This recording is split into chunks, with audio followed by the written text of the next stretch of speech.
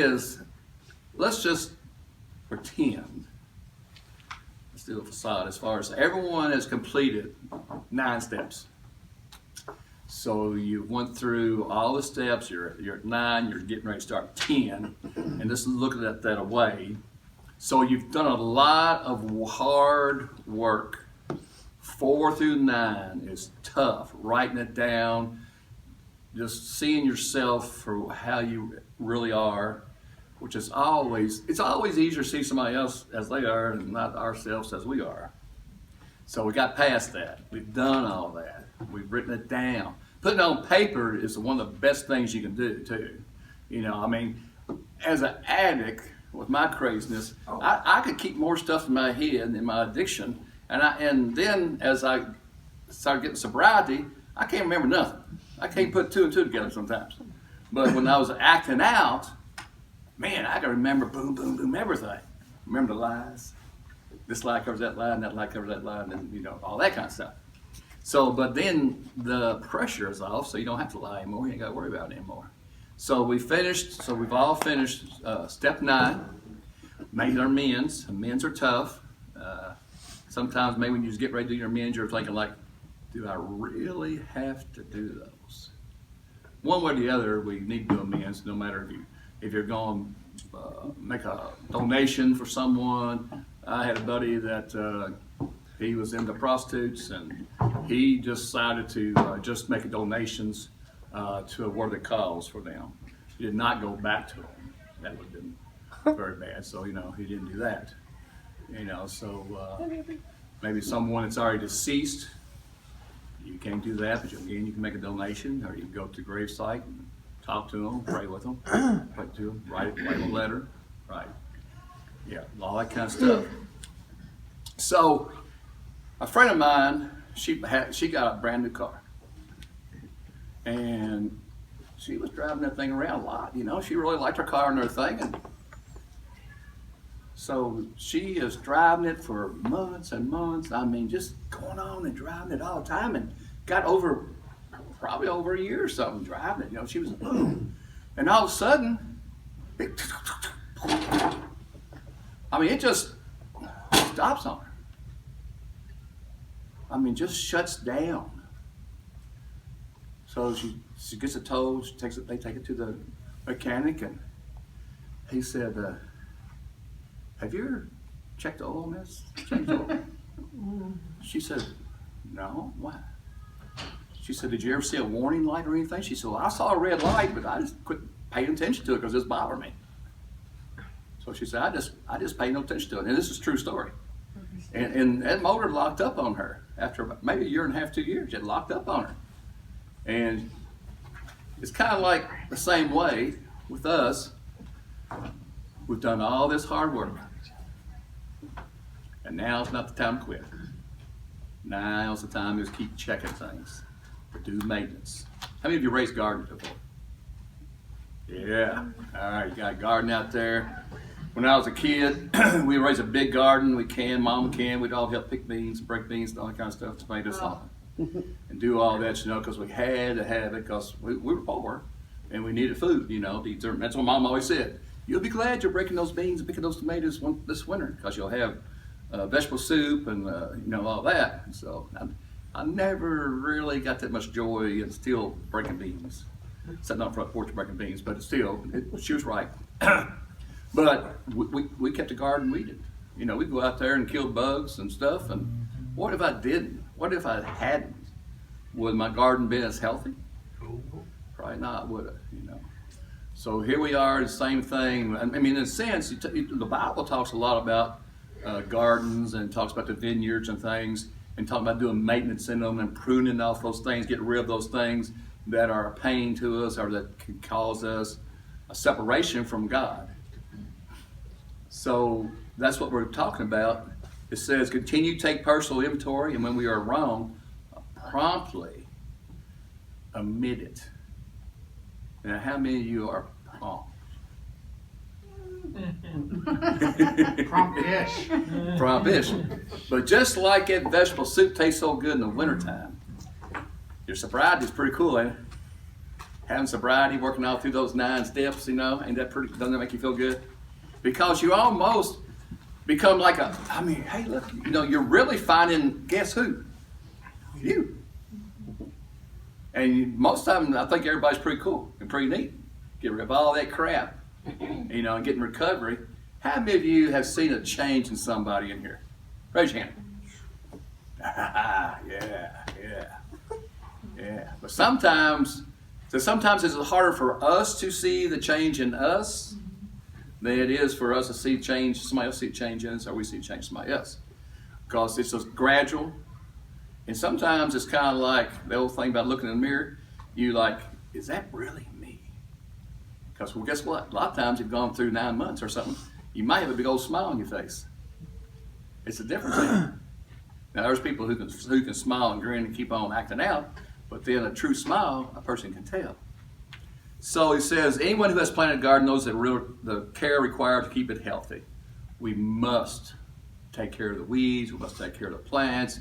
I mean, I got a buddy who greenhouses tomato plants and other plants, and he's always had good plants. But this year, I don't know. And I told him, I said, I have never had so many great tomatoes ever. And so he wrote down what he had, because he had excellent tomatoes. So here we are. We're having. Cody? Yeah. Hey, Cody. So we done our steps 4 through 9. This is what we're talking about. We're talking about maintenance. We take an inventory of our lives, admit what we found. We become willing to have God change us, and then we humbly ask God to remove the shortcomings. We make note of the amends that needed and must and make those amends. The new element in step 10 is a periodic inventory. We need to set aside regular times for personal inventory. That's the thing. When my first 2 years, and I can remember, I believe it's been 25 years, my first 2 years of recovery. I mean, I was into it because the pain was more than I could bear. So, I was going to 3, sometimes 4 meetings a week. People done that? 7. 90 and 90. Yeah, they did 90 and 90. Yeah. That's what my guy told me, to do 90 and 90. And you think, like, there's not 90 meetings. You can't do 5 meetings every night. Mm-hmm. Oh, yeah. Now, I went in some deep, dark places that scared me, but I did go. Because most of them were in, like, Catholic church, Episcopalian churches, and they were old churches down in Louisville, in places I'd never been before. And you walk in, and it's dark, and you go up these steps, you went up these other steps, and then you walk in this room, and it was dark. I'm like, this is bugging. It's kind of scaring me a little bit. And then somebody goes like, can I help you? I'm like, yeah, and there'd be a group of guys in there. And it was cool. I just remember so many times walking this one big room, and this one room was like a 30 by 30. And just right out the middle was just a bunch of chairs, So there's always, there's no excuse for us not to find them and do maintenance. They're there, they're there. So we worked so hard, we all worked so hard, to get where we're at, that, and we cannot forget that.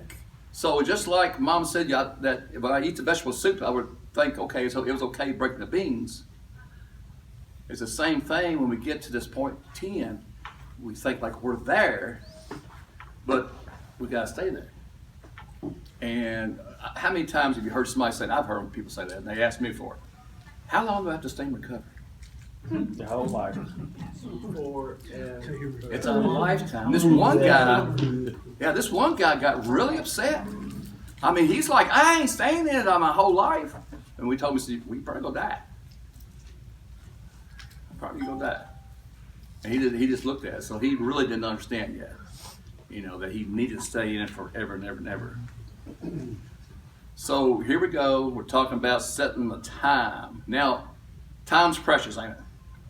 But it's funny, because when I was doing my recovery the first 2 years, I was on call a lot. And money was a big thing. So there's weekends, nights I had to be out on call at night and everything. But God worked it out that there was people who would trade with me, and I made it work out that, I could do certain things. Because I've never thought I'll be able to, I can't go 2 or 3 nights a week. But God provided. He really seriously provided. And there's times I didn't get a call to go out, and we used to have to go out all the time. So, do that. So we've got to schedule our inventory. So in step 10, we begin the maintenance part of the steps. We will learn how to sustain what we have accomplished. So you think back, what is something you don't want to lose?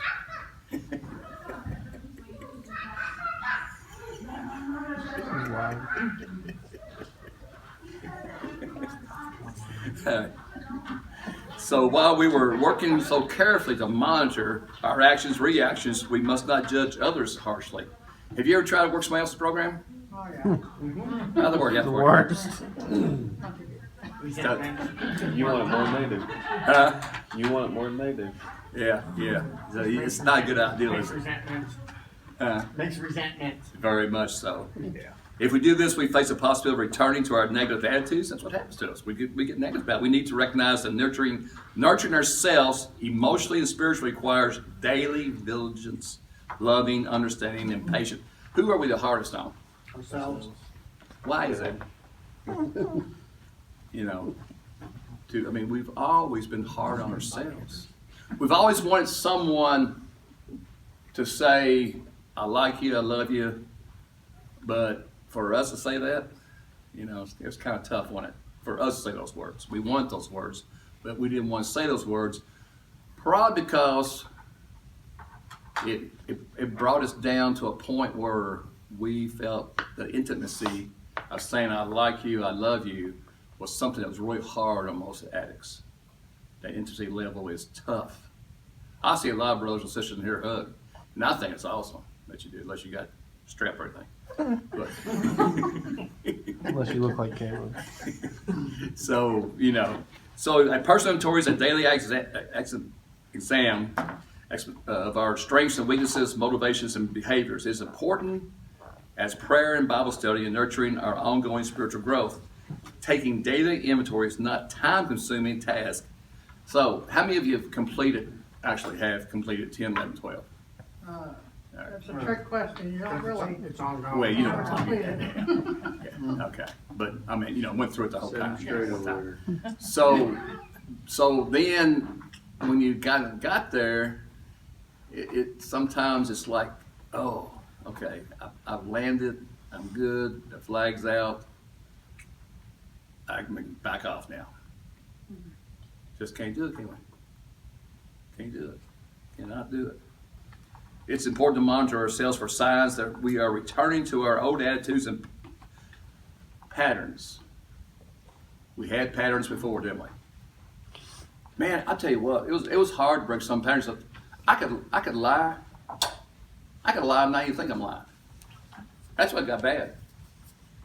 When I was lying, and I was almost lying to myself too, and not thinking I was lying. I knew I was lying, but I didn't think I was lying. It was too easy. It was too easy to lie.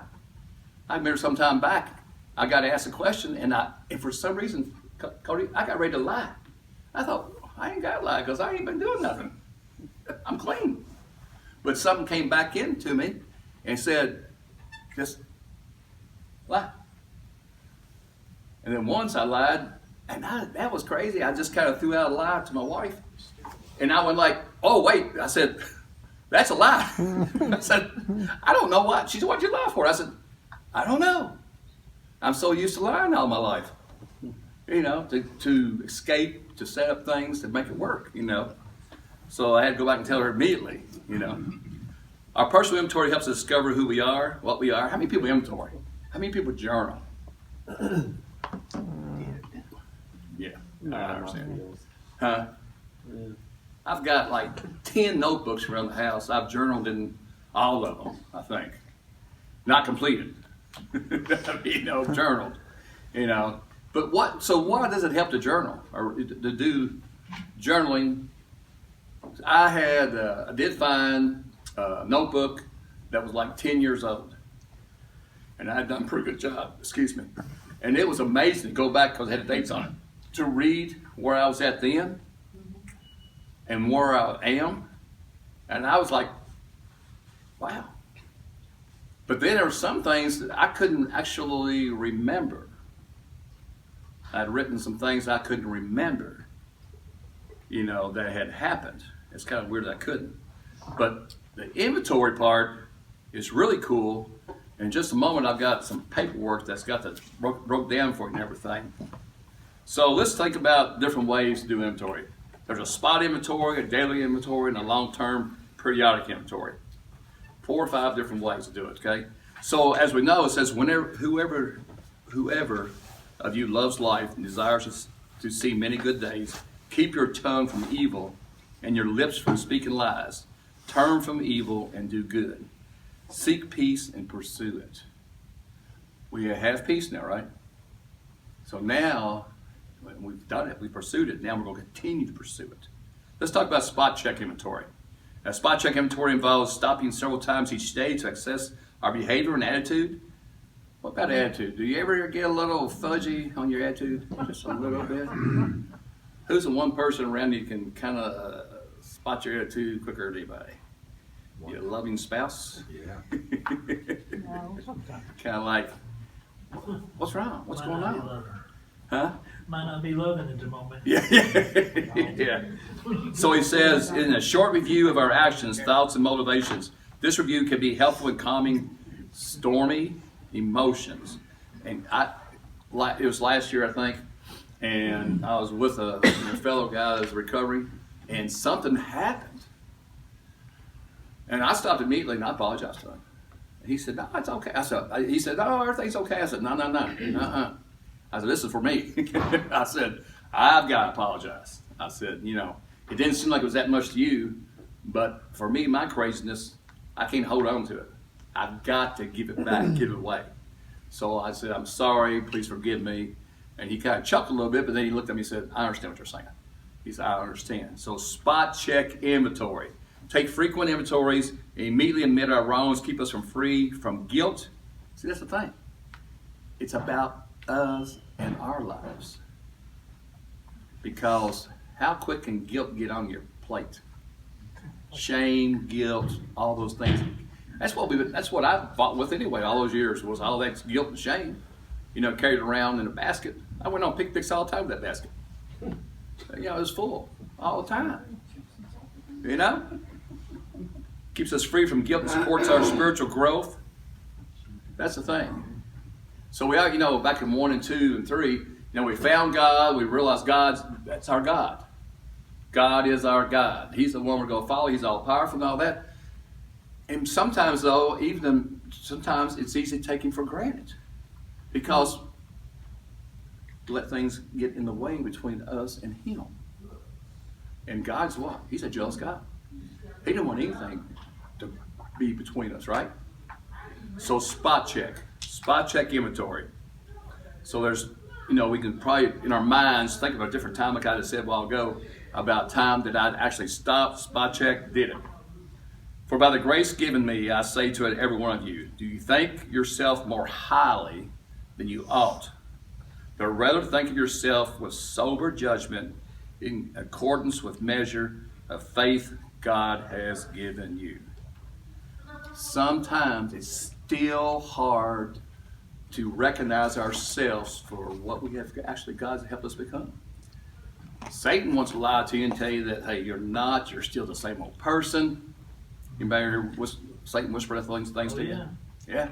All the time. Yeah, because Satan does not want us to be a person that can work with him, or with God. Daily inventory. It's important to stop at the end of each day or start at the beginning of the next and review what has happened. How many times, that's spot inventory is great, but this is great too, to just stop at night or something and just to write down, hey, okay, how did my day go? How did everything go? Because we can all see it, people we converse with, right? Converse with this person, I converse with my boss. Sometimes work can push your buttons, right? Or people at work. And that's probably some of the hardest places to survive or keep your sobriety, as far as I'm just talking about, your walk. So anybody ever went back to someone they work with and go like, hey man, yesterday I was wrong. It's hard for, and I'm saying as a man because I know, it's a lot of times it's hard for a man to say that because you're thinking like, they could look at me like I'm a sissy, or or something. I'm not man enough. Maybe because they never heard somebody say they're sorry, or they've never said they're sorry. I apologize for my attitude. Huh? I apologize for my attitude. Right, yes, yeah. We should examine our lives daily to remind ourselves that this program is lived one day at a time. The action with. You ever try looking at the future? No. Does it ever screw you up? Calendar does. Huh? The calendar does. But you know what I'm saying? Try to get past. I can only consume so much. I know that. If I try to start working things out down the line, it's going to mess me up. I know it's there. I'm kind of like Brad said. I might mark my calendar for things to do, but I cannot start thinking about I'm going to be with so and so those 2 days, and that's golly, what am I going to do about that? That's not going to work out. How am I going to handle that? I got to work. I got to focus like now. Has your spouse ever told you that you're not present? What do you think that means? Not paying attention. Not paying attention. It's the same thing with daily inventory. Oh, Governor. Oh, no, she said distracted. I was going to say very skilled Here we go. multitasker. Here we go. So living in the past it's an opportunity to keep in touch with our thoughts, feelings, and actions on a daily basis. No more numbing our actions. No more our thoughts, our minds. I mean, how many times have we numbed it with alcohol, drugs, with porn, with something just to numb it out? Yeah. I have a hard time sleeping this week. I probably slept 6 hours. Last night I went to bed. This morning I went to sleep at 5 o'clock and got up at 8. That's when I went to sleep. The night before that I've slept 4 hours. And so I have a very hard time sleeping, and it gives me a headache, and it makes me kind of delusional sometimes. And I have to really be careful and watch myself with all that kind of stuff. Do it. So, What are you doing up? Well, how do you stay up that late? I don't mean to. I can't sleep. Uh, Insomnia. And I can't take, and I barely can take anything because I take something, then I'm afraid I'll never wake up. So then I quit taking it, or I won't take it. Then I close my eyes, I think I can never open my eyes back up, so then I don't close my eyes. Oh, it's crazy. Hey, look, I got enough crazy as it is, but this insomnia really crazy. So it says, the future of keep living in the past, it is an opportunity to keep us in touch with our thoughts, feelings, and actions on a daily basis. That's what I'm getting to right there. One day at a time, clearing the plate. One day at a time. You're probably the most, if you're married, the biggest, most important person is your spouse. To keep that plate clean. Yeah, and the old saying is true. If mama's not happy, ain't nobody happy. And I don't mean, that's this old saying now. They asked we was at a wedding here not too long ago, and my father-in-law and mother-in-law have been married 58 years, and they said a guy with the DJ came up and said, with Mike, and said to her, asked her, said, so give us some advice. How does it work that you've been married 58 years? She said, never go to bed mad. Never go to bed mad or angry, she said. And he said, but always put God first. But if you go to bed, we don't do an inventory, a spot on inventory or a daily inventory, and we take that and sleep with it, it's not the best, is it? Satan's going to whisper in our ears. Settle matters quickly with our adversary who is taking you to the court. Do it while you are still with him and you're on the way, or he may hand you over to the judge, and the judge may hand you over to the officer, and you may be thrown into prison. I tell you the truth, you will not get out of it until you have paid the last penny. Anybody ever been in court? Yeah. I remember this, and I've worked things out before things got bad. Sometimes what gets in the way is pride. But sometimes all you got to do is go up to someone and say, I was wrong. I'm sorry. I apologize. What can I do to make this right? Because it's very true. If you're getting ready to go to court, you know, if you can fix it before you go, think about that. Putting your life in a judge's hands, making them decisions. Now, there's times that that it happens. But I'm saying anytime we can solve a problem before someone else takes control of your life, it's best to do that. A boss, somebody you saw about a boss while ago, Cody. It's better to go and apologize to a boss than let him linger and get mad and fester in his head, and then, you know, something builds on something else, you know. So I was driving back when I started Shelby Energy in 1977, and they had three of us. They hired three of us at the same time. They had a little Bronco, and we're driving it up and down Kentucky River, and we're walking lines and driving lines and writing those information down. So there was a house on the other side of the part of the Kentucky River, but it was just a branch part of it. So we decided we're going to drive across it. So I'm driving. We're going across this water, and all of a sudden the front end goes, sinks. Well, we're scrambling. They're backing up, and I'm trying to back up because, you know, the Bronco sinks in a hole, and all our maps and everything go. We try to save them, go floating out and everything. And we got out, and we got back to shore, and had very little paper saved and everything. Well, where we was at, around Lockport, where Dennis knows that area, some of us probably too. We was over down Lockport, and we finally walked and found a guy with a tractor. He got the tractor, pulled us out. We called somebody else. They brought a big truck, one of our guys, and pulled the Bronco all the way back to the office, which was 35 miles away. So my boss, I had to go report to the boss. I was one in charge that day. So I knocked on the door. He said, "Come in." So I was telling him what happened. And he said, this is the worst answer I ever gave. He said, "You've got to do better than that. You've got to really think about what you're doing and do a lot better job." And I said in my stupid wisdom, I did the best I could. That wasn't a good answer. It's just like maintenance. You know, we got to do the maintenance. We cannot just let something happen and then something happen and go like, "Oh, I did the best I could." It ain't going to work like that. A daily inventory can be viewed as a balance sheet for the day, a summary of the good and the bad. And that's the thing, it's both. A lot of times, we do not put the good down that we experience. And again, we're hard on ourselves. I guarantee you, everyone here has done good. Everyone has done good. But how many times do you tell yourself or thank God that you were able to do good? Or you're saying like, "Man, I really did something good today. I feel really good," and get something off that. You know, it's an opportunity to reflect on our interaction with other people. Now, I love to isolate. I don't though, but I do. So Christmas time, Thanksgiving time is still hard on me. Very difficult to be around family.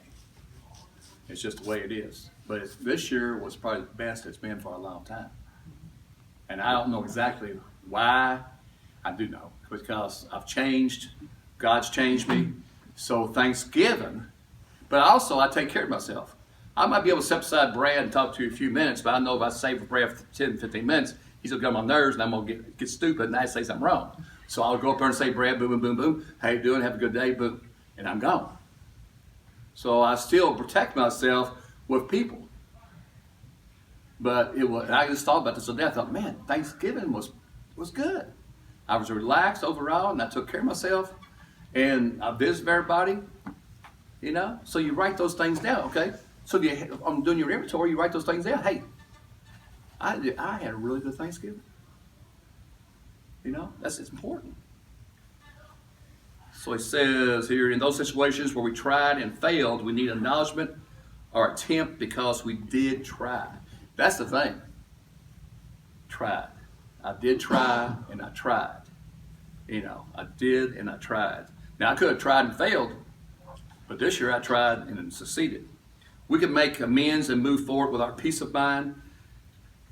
As we work the program, we can assure you that our number of success will come to increase. All right, let's go to the next one. It said, therefore, each of you must put off falsehood and speak truthfully to his neighbor, for we are all members of our body. If your anger, in your anger, do not sin. Do not let the sun go down while you are still angry, and do not give the devil a foothold. He who has been stealing must steal no more, but must work, doing something useful with his own hands, that he may have something to share with those in need. Ooh. You get that last part though? Why should we work? Keep our hands busy. To keep us out of trouble, one thing, but also pay our way. But the last thing it says, so that we can help those in need. Just as many of you do in here with your recovery, many of you do this great thing. You help those in need. You might provide meals for them, you might do other things for them, but a lot of you are really good about sharing your faith and helping them in recovery. I see it, I watch it, okay? It's great. All right, if you're isolating and feeling withdrawn, we need to reach out and share difficulties. Sometimes you ever get a phone call from somebody that you're like, why are they calling? Every phone call.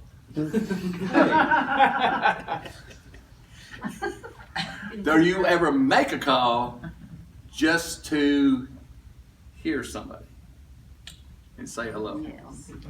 I've got a buddy, and we texted before, and he kind of told me, he said, you know what? If you don't mind, call me. He said, because I need to connect with your voice. I need to connect with someone.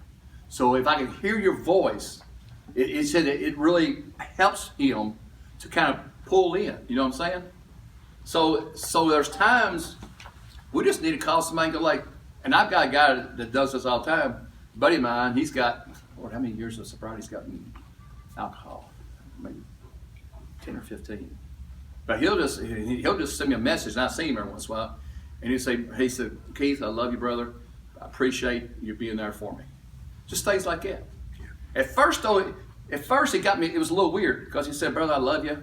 And I was like, all right, what's going on? Is that really him?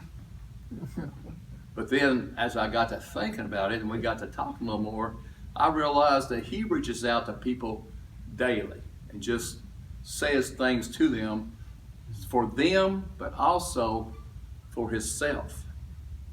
So doing an inventory is so important for you.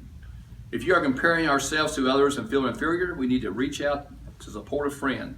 We can then honestly examine our feelings to renew our own sense of self-worth.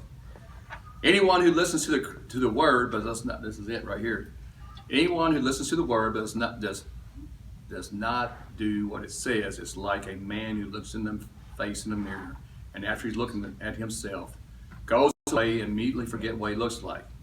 But the man who looks intently into the perfect law and gives freedom, and continues to do this, not forgetting what he has heard, but doing it, he will be blessed in what he does. Very true, isn't it? We'll be blessed what we do. So the last one, long-term periodic inventory. So all of a sudden you done the on-the-spot inventory, you've done a daily inventory, and the other one was, what was that? What was it? Okay, long-term. So long-term inventory can be accomplished by being alone or going away for a time. How many of you ever go on retreats? No, that would be so nice to do right now. Go on a retreat, go off to recovery session somewhere, and they're all over the place, they're everywhere, aren't they? I was just saying, Friday night, men's having Promise Keepers. Yep. You know, I'm out of town, but they have Promise Keepers, and that's a bunch of men getting together, and I got a hot date. Promises. you know, but That's what we do. I went to when I was going to I went to Arizona, the Meadows, and that's where I did a bunch of my recovery at. But I know it sounds crazy, but I just would like to go get away again. just to go somewhere for a couple weeks. You know, just to get away a couple weeks, just pure recovery. You know, a bunch of other guys, and just take it in. You know, just kind of take it in. And it says a long-term periodic inventory can be accomplished by being alone or going away for a time. These are special days that you can be set aside for reflection on your lives. We just don't take enough time sometimes to really reflect what God's given us and the blessings we have. You know, we might attend a retreat or simply find a place of solitude. Now over here, I know it's cold now, but back over there, they've got some places over there. Can't you go over and sit and be by yourself and pray and spots in the woods? Yeah. Yeah. Anybody else got a place that they know they can just get away and go to? Mm-hmm. I got a basement and a back porch. Oh, cool. We might attend a retreat or simply find a place of solitude. This is an important time to provide an opportunity for us to renew our intentions to live healthier and more fulfilling lives. So think about it. How much time? Now you got children. It's well, of course, kids go to bed at what time? What time you put your kids to bed? Young kids. 7. My teenager does 7. 7 to 7:30. Yeah. So then you and your spouse, or have time to be together and reflect. You have time to reflect on your day and everything, and talk things out. Therefore, if anyone was in Christ, he's a new creation. The old has gone, and the new has come. That's the shocking thing that we have to realize. The old is gone. He's gone. She's gone. And the new is here. And that's what we got to live on the new. And I know, and you know, I can do nothing except with Christ. I can accomplish nothing except with Him. You are taught with regard to your former way of life to put off your old self, which is being corrupted by its deceitful desires. If you go back and look at your old life, do you see deceit? You see desire? You see lust? You see anger, resentment? You see all those things in your past? That's the old stuff. That's the stuff you just take a white marker and mark it out. To be made new and add to. There's a couple guys I know, their attitude changed so much. They were almost unbearable to be around. And I mean, they were just, man. But guess what? I knew I'd been there.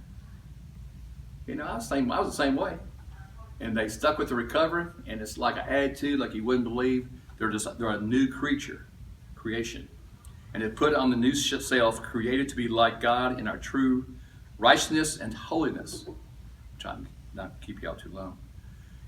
A patient man is with great understanding, but a quick-tempered man displays folly. A heart at peace gives life to the...